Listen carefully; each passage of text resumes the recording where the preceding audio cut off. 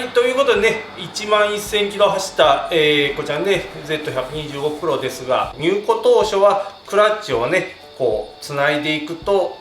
あるところでね、カクンとつながるような感じになって、どうもね、クラッチのフィーリングが悪かったですけれども、クラッチ周りのね、部品を交換することによって、通常通りね、クラッチをつないでいくとじわーっとつながるような、感触となりました。元通りにね、戻りました。で、一番のね、原因は、こちらね、クラッチアウターですね。こちらのハウジングの部分と、このギアの部分に、こう、ガタが出ていますし、あとね、こちらのハウジングのね、溝の部分にも、ね、段付きの摩耗ができてまして、で、このね、ハウジングの中をこのプレートがね、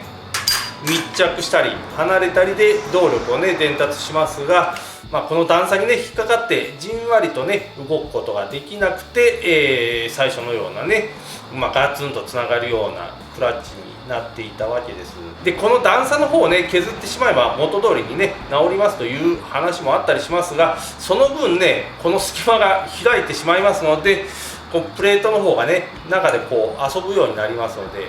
やはりねクラッチをつないだり切ったりするときにこうハウジングの方をね余計に叩くようになりますので、結局ね早い時点で同じことのね繰り返しになってしまいます。で、もともとのねクラッチフィーリングにも戻りませんので、ギアとねガタがあったりしますと、